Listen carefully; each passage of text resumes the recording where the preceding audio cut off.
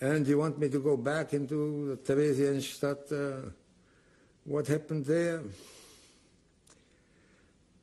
There was very little to be done in Τερέζιεν in the evenings. Yeah? So once they opened the city, where communication was possible, and you could stay up to 9 o'clock at night on the street, all kinds of entanglements between men and women took place. Yeah? The sexuality in Τερέζιενσταντ was amazing, considering how little people had to eat.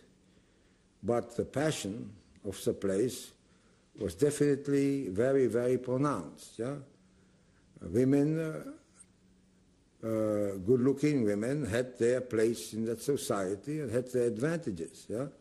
Especially when they were in any way artistically inclined, or whether they wanted comfort or whether they wanted protection from transport.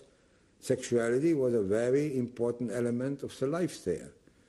And I had a cousin there who lived there, married to a very beautiful woman, and she met somebody who was working as a cook in one of the kitchens. She left my cousin and she moved in with a cook, and being in one city where this ex-husband had to see her every day, once or twice, no matter what you did, it was very difficult. However, people risked quite a lot to somehow have a sexual life. There was one thing that happened to women, that they lost their period. So a woman never knew whether she lost her period because of the general condition in the camp or whether she was pregnant.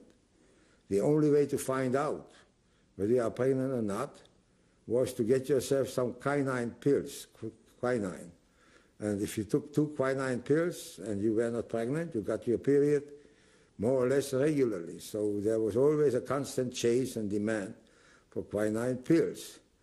The Germans, in the beginning, forbade any sexuality, any sexual contact. That was punishable by death. But when the ghetto was opened, the Germans moved out of the ghetto. Life became quite intensive and normal love stories, and you saw people up on the roofs and behind bushes in the park and wherever. For example, I was lucky enough that I had my own room.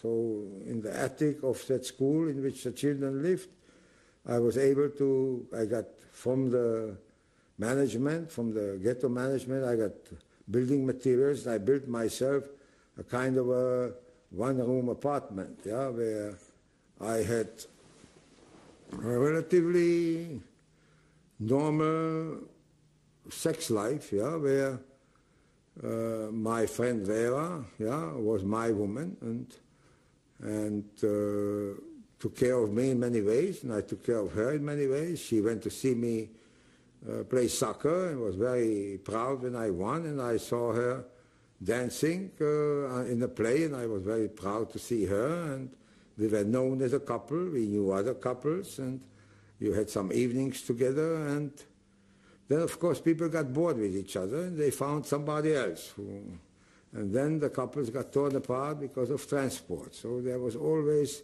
somebody looking for somebody, but sexuality was always there, yeah, and marriages very often faltered, much more than under normal circumstances because of the intensity.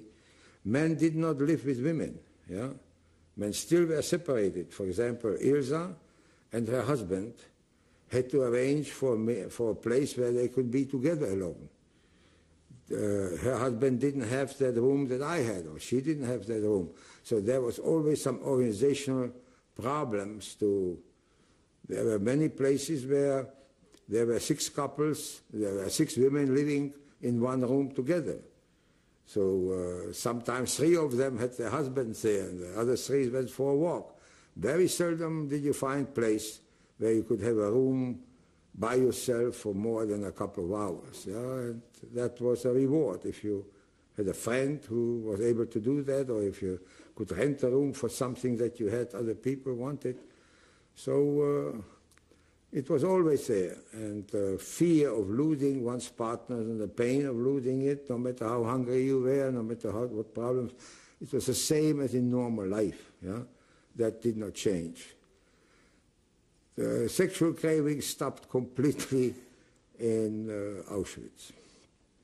And it was quite after the end of the war, not when I was with a Russian. When I was with a Russian, I wrote his love letters to all the women in the conquered cities that he left behind. I knew how to write Russian, and I knew how to write Polish and German, and I did that correspondence for him. For him, that was important. I did not look at a woman until after I got well in Brno. Yeah, this was, then I started catching up very fast. It was quite a return from starvation. It had nothing to do with sensuality. It was, I remember the first time, yeah, when I didn't know what's happening to me, yeah. After a year of not having had sex, yeah, suddenly you have the opportunity, yeah, and it wasn't the right woman, yeah, it was just a woman who somehow was there and was willing. It was a big question mark, and solved a lot of problems, and this and this, and this is why Ilsa waited until I get out of that kind of psychosis that one had to become normal again after all these years of abnormal living. Yeah. So, is that enough I told you about that aspect of life? And so after the war, when you got together with Ilsa? I got together, we got married. Did you get married? We wanted to get married in 1945. When we found out that the proof of her husband's death is inconclusive. So while we already had a wedding date set, we had to declare him for dead and to divorce him. Yeah? And the divorce procedures had to be gone through.